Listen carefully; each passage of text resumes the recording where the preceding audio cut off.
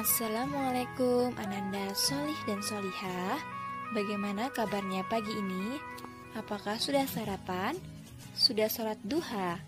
Sebelum belajar, marilah kita berdoa agar pembelajaran kita hari ini mendapat keberkahan dari Allah Subhanahu wa Ta'ala. Ananda yang beriman, hari ini kita akan melanjutkan pembelajaran tema 6, panas dan perpindahannya, subtema 2, perpindahan kalor di sekitar kita, pembelajaran 1 dan 2. Walaupun belajarnya masih dari rumah, harus tetap semangat ya. Adapun tujuan pembelajaran kita hari ini ialah 1. Siswa dapat mengidentifikasi hal-hal penting dari teks eksplanasi. 2. Siswa dapat memahami konsep perpindahan kalor dalam kehidupan sehari-hari. 3. Siswa dapat memahami pola lantai dalam tari daerah kreasi. Pagi hari ketika libur sekolah, Nisa selalu membantu ibunya memasak di dapur. Pagi ini, Nisa dan ibunya akan memasak tumis kangkung dan tempe goreng kesukaan Nisa. Pernahkah kalian melakukan kegiatan yang dilakukan oleh Nisa dan ibunya? Menurut kalian, sumber panas apakah yang digunakan Nisa untuk memasak? Alhamdulillah, pada sub sebelumnya kalian sudah mempelajari tentang sumber energi panas yang ada di lingkungan sekitar kita. Kalian juga sudah dapat menyebutkan contoh-contoh sumber energi yang lain. Lalu, pernahkah terpikir oleh kalian, mengapa minyak di wajan dapat memanas? Atau saat kalian mengaduk teh panas, sendok aluminium yang kalian gunakan juga ikut terasa panas di ujung yang kalian pegang. Tahukah kalian mengapa api kompor dapat memanaskan isi panci sehingga sayuran yang ada di dalamnya menjadi matang? Peristiwa tersebut membuktikan bahwa panas dapat berpindah. Sekarang perhatikan baik-baik. Panas api dari kompor berpindah ke panci, sehingga panci ikut menjadi panas. Kemudian, panas dari panci berpindah ke air, dan lama-kelamaan air akan mendidih. Air yang panas dapat menyebabkan sayuran yang ada di dalam panci menjadi matang. Nah, anak-anak, jadi seperti itu ya prosesnya. Panas dapat berpindah dari benda yang bersuhu lebih tinggi ke benda yang suhunya lebih rendah, hingga kedua benda memiliki suhu yang sama. Bagaimana panas dapat berpindah? Panas dapat berpindah melalui 3 cara, yaitu konduksi, konveksi, dan radiasi. Konduksi adalah cara perpindahan panas melalui zat perantara seperti benda padat yang tidak ikut mengalami perpindahan. Artinya, perpindahan panas pada suatu zat tersebut tidak disertai dengan perpindahan partikel-partikelnya. Sedangkan konveksi adalah perpindahan panas yang disertai dengan perpindahan bagian zat perantaranya. Sedangkan radiasi adalah perpindahan panas dengan pancaran yang tidak membutuhkan zat perantara. Nah, Ananda yang beriman, itulah tadi cara perpindahan panas, yaitu ada konduksi, konveksi, dan radiasi. Nah, sekarang kalian perhatikan gambar di bawah ini. Nah, di sini ada gambar seseorang yang sedang merebus air di panci. Ketika seseorang merebus air di panci, di sini terjadi 3 perpindahan panas sekaligus. Yang pertama adalah proses konduksi. Proses konduksi terjadi di bagian dekat gagang yang dipegang. Proses perpindahan panas dari benda yang bersuhu lebih tinggi, yaitu panci, ke suhu yang lebih rendah, yaitu gagang pancinya. Jadi, proses konduksi membutuhkan perantara. Jadi, ketika memegang gagang panci yang awalnya tidak panas, tetapi lama-kelamaan menjadi panas, itulah proses perpindahan panas secara konduksi. Kemudian, proses perpindahan panas yang kedua ada di sini, yaitu konveksi.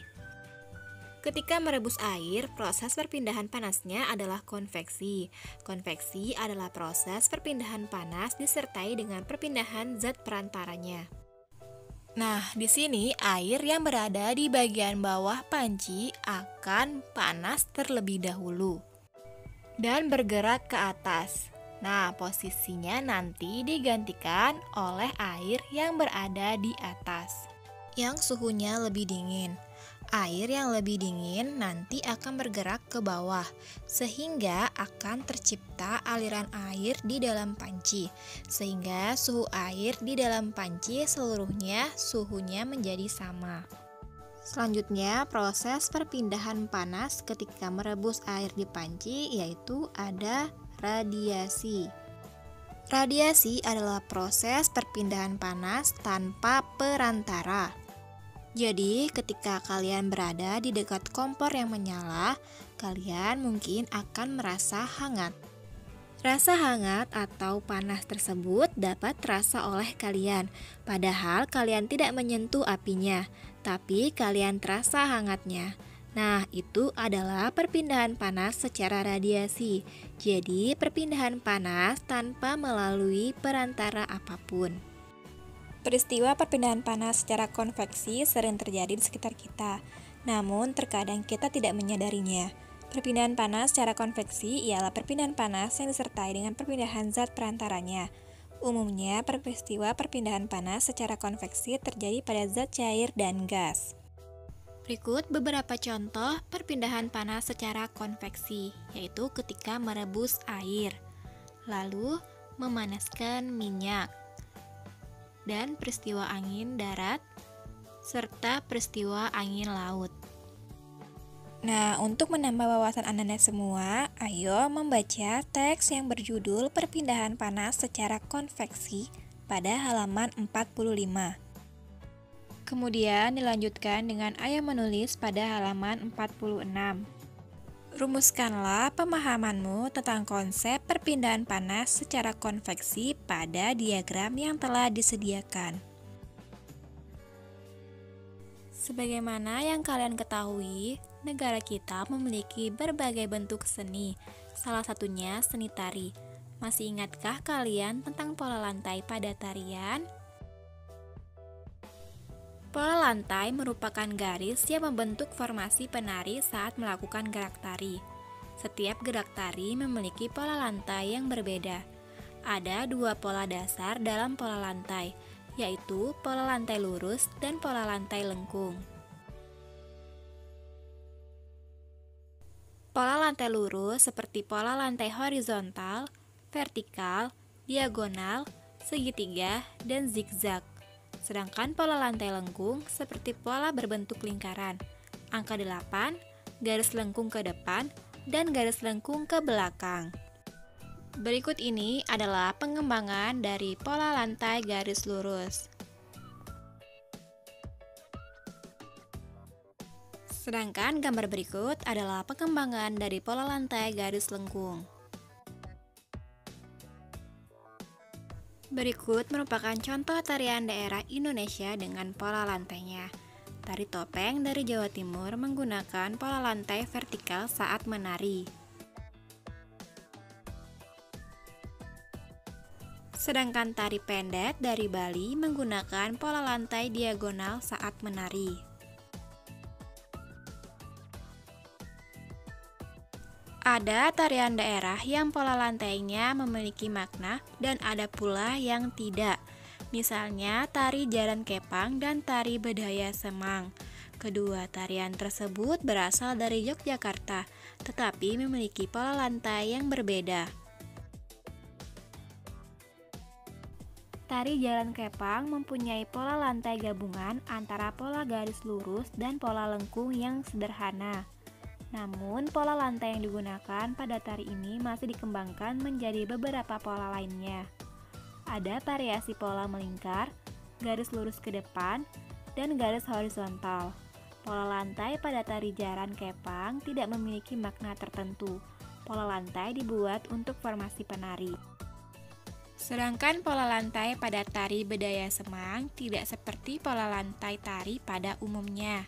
Tarian ini mempunyai pola lantai yang mempunyai nama dan makna tertentu.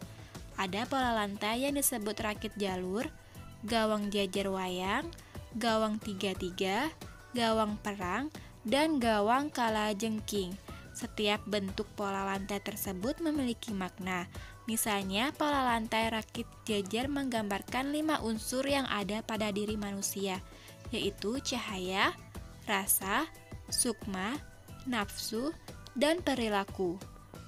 Nah, sekarang ayo kalian perhatikan beberapa pola lantai yang digunakan dalam tarian berikut ini. Dengan memperhatikan gambar berikut, kalian dapat mengisi di buku kalian. Ayo menulis pada halaman 44.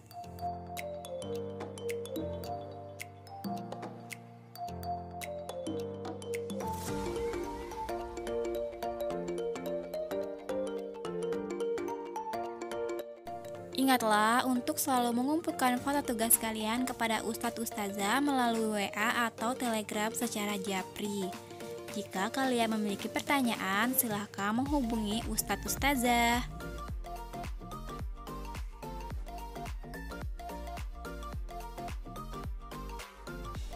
Karena wabah corona masih melanda negara kita, maka biasakan menjaga jarak, memakai masker, mencuci tangan dengan sabun, makan makanan bergizi, dan stay at home. Alhamdulillah, pembelajaran hari ini telah selesai. Sampai jumpa di pembelajaran berikutnya. Terima kasih. Assalamualaikum.